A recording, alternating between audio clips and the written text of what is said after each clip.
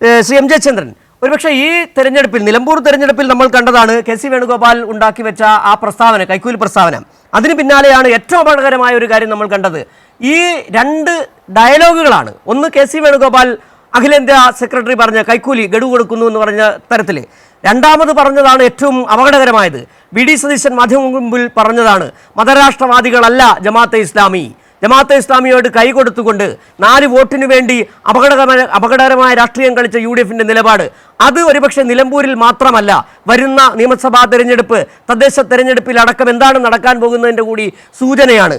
ഈ രണ്ട് കാര്യങ്ങൾ തന്നെയാണ്. ഒരേ സമയം വികസനം, LDF സർക്കാർ മുന്നോട്ട് വെച്ച വികസന കാഴ്ചപ്പാട്, അതോടൊപ്പം തന്നെ മതനിരപേക്ഷത ഉയർത്തുന്ന സർക്കാരിൻ്റെയും CPM-ൻ്റെയും ഇടതുപക്ഷത്തിൻ്റെയും നിലപാടുകൾ, അതിനെതിരെ നിന്നുകൊണ്ട് അപകടകരമായി കൂട്ടുകെട്ടുണ്ടാക്കിയ UDF ജമാഅത്തെ ഇസ്ലാമി കൂട്ടുകെട്ട്, അതുകൂടി ചർച്ച ചെയ്ത് തന്നെ പോകേണ്ടതുണ്ട്. എം ജയചന്ദ്രൻ.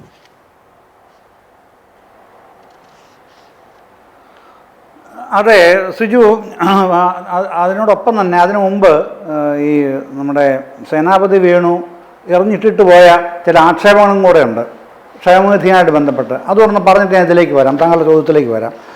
അദ്ദേഹം പറഞ്ഞത് തൊഴിലാളികളുടെ നിന്ന് പിരിച്ചെടുക്കുന്ന പണം അംശാദായമുള്ള ക്ഷേമനിധികൾ കൊടുക്കുന്നില്ല.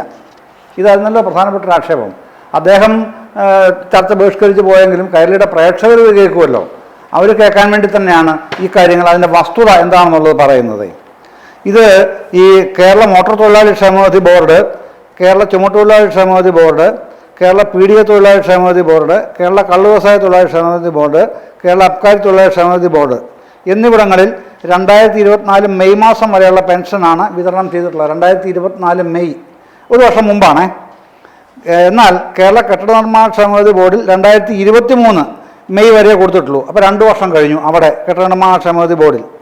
അവിടെ എന്തുകൊണ്ടാണത്? അതുകൊണ്ട് കെട്ടിട നിർമ്മാതാക്കളിൽ നിന്ന് പിരിച്ചെടുക്കുന്ന സെസ് തുകയിൽ നിന്നുമാണ് കെട്ടിട നിർമ്മാണ തൊഴിലാളി പെൻഷൻ വിതരണം ചെയ്യുന്നത്. സെസ് കാര്യക്ഷമമായി പിരിച്ചെടുത്ത് കുടിശ്ശിക നിവാരണത്തിനുള്ള നടപടികൾ ത്വരിതപ്പെടുത്താൻ സർക്കാർ തലത്തിൽ പ്രത്യേക ഇടപെടലുണ്ടാകും. മറ്റെല്ലാം അതത് മേഖലകളിൽ നിന്ന് അവർ തന്നെ അടയ്ക്കുന്ന പൈസ കൊണ്ടാണ് ഈ ക്ഷേമനിധി കൊടുക്കുന്നത്. ആ പൈസ കാര്യക്ഷമമായി അടയ്ക്കപ്പെടാത്തതുകൊണ്ടാണ് ആ പൈസ കൊടുക്കാൻ കഴിയാത്തത്. അക്കാര്യം വിശദമായി പറഞ്ഞിട്ടുണ്ട്. ഞാനീ പറഞ്ഞ വായിച്ച കണക്കെന്ന് പറയുന്നത് സംസ്ഥാന നിയമസഭയിൽ ജൂലൈ 10-ന് ചട്ടം 300 പ്രകാരം മുഖ്യമന്ത്രി വിശദീകരിച്ച കാര്യങ്ങളാണ്. ചട്ടം 300 പ്രകാരം വിശദീകരിച്ച കാര്യത്തിൽ നിന്നാണ് ഞാൻ ഈ ഉദ്ധരിച്ചത്. ഇതാണ് വസ്തുത. പിന്നെ താങ്കൾ പറഞ്ഞ ഈ ജമാഅത്തെ പ്രശ്നത്തിൻ്റെ പേരിൽ പ്രതിപക്ഷം പറയുന്നതിൻ്റെ അകത്ത് വേണമെങ്കിൽ രാഷ്ട്രീയം ആരോപിച്ചോളൂ. പക്ഷേ ലീഗ് പറയുമ്പോഴോ എന്തുകൊണ്ടാണ് ലീഗിൻ്റെ ഈ തുടക്കത്തിലുണ്ടായിരുന്ന ആവേശം അല്ലെങ്കിൽ അത്യാവേശം എന്തുകൊണ്ടാണ് ഇപ്പം കാണാത്തത്? പ്രശ്നം ഇത് തന്നെയാണെന്നുള്ളത് UDF നേതാക്കൾക്ക് ഒറ്റയ്ക്കൊറ്റയ്ക്ക് നമ്മൾ സംസാരിക്കുമ്പോൾ അവർ നമ്മളോട് പറയുന്നുണ്ട്. പ്രശ്നം അതാണ്, ലീഗിൻ്റെ പ്രശ്നം എന്നുള്ളത്.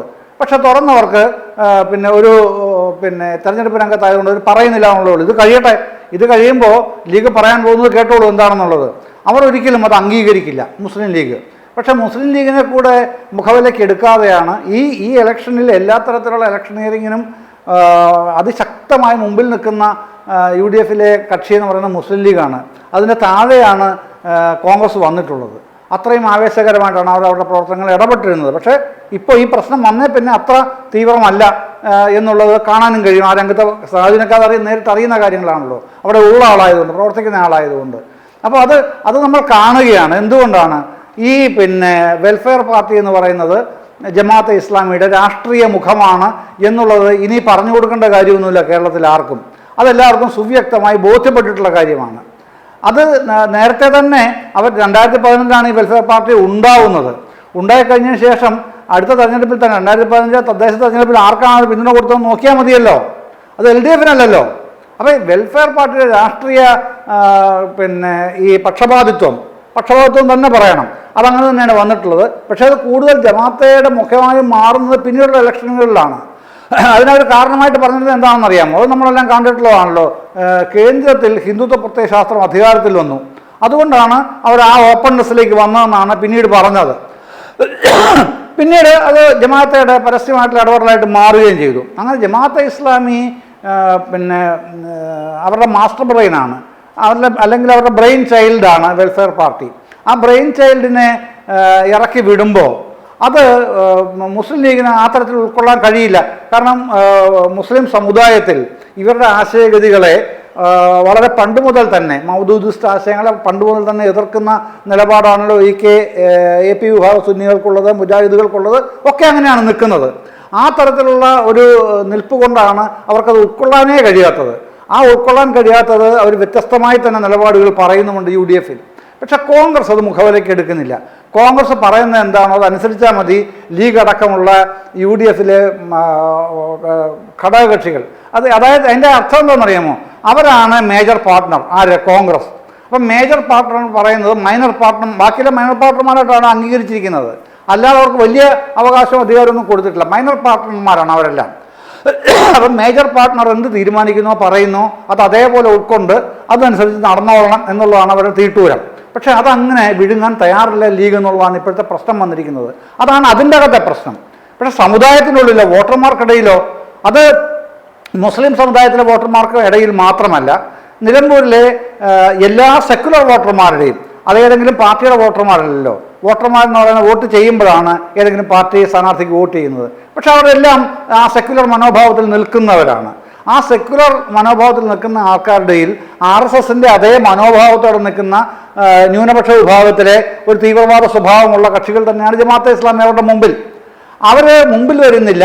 ഇവരവരുടെ ബ്രെയിൻ ചൈൽഡിനെ ആണ് തെരഞ്ഞെടുപ്പ് മത്സരിക്കാനായിട്ട് മുമ്പിലേക്ക് ഉന്തിത്തള്ളി നിർത്തിയിരിക്കുന്നത്. അതെല്ലാവർക്കും മനസ്സിലാവുന്നുണ്ട്. അതൊരാളും അംഗീകരിക്കില്ല. അവർക്കവിടെ പിന്നെ അതിന് ചിലർ പറയുന്ന ന്യായം എന്താണെന്നറിയോ? ജമാഅത്തെ ഇസ്ലാമിക്ക് നിലമ്പൂരിൽ എത്ര വോട്ട് കാണും? 3000, 4000, 5000 അത്രയല്ലേ ഉള്ളൂ. പക്ഷെ അതല്ല പ്രശ്നം. അത് 3000, 5000 അല്ലെങ്കിൽ 1000 അല്ലെങ്കിൽ 1 വോട്ടോ എന്നുള്ളതല്ല പ്രശ്നം. അവർ കൈകാര്യം ചെയ്യുന്ന ഏത് തരം ആശയഗതിയാണ് പ്രതിനിധാനം ചെയ്യുന്നത്? അതെന്താണ് ലക്ഷ്യം വെക്കുന്നത്? ദൈവരാജ്യത്തിന് വേണ്ടിയാണോ പാർലമെന്ററി ഡെമോക്രസി നിലകൊള്ളുന്നത്? അല്ലെന്നേ. പാർലമെന്ററി ഡെമോക്രസിയിൽ ദൈവരാജ്യമല്ല, മതേതര രാഷ്ട്രമാണ്. ആ മതേതര രാഷ്ട്രത്തിന് നേരെ വിപരീതമായി ദൈവരാജ്യം വേണമെന്ന് പറഞ്ഞ് വാദിച്ച് നടക്കുന്ന ആൾക്കാരാണ് മതരാഷ്ട്രവാദികൾ. അതിൻ്റെ ഒന്നാം തരം സാധനങ്ങളാണുള്ള വെൽഫെയർ പാർട്ടിയും അതിൻ്റെ പിന്നെ ഉത്തരവാദികളായിട്ടുള്ള പിതൃത്വമുള്ള ജമാഅത്തെ ഇസ്ലാമിയും ഉള്ളത്. അതുതന്നെയാണ് നിലമ്പൂരിലെ ഏറ്റവും പ്രധാനപ്പെട്ട ഒരു ചിന്താഗതിയും ജനങ്ങളുടെ തീരുമാനവും. അവർക്ക് അനുകൂലമായി നിൽക്കാൻ കഴിയില്ല.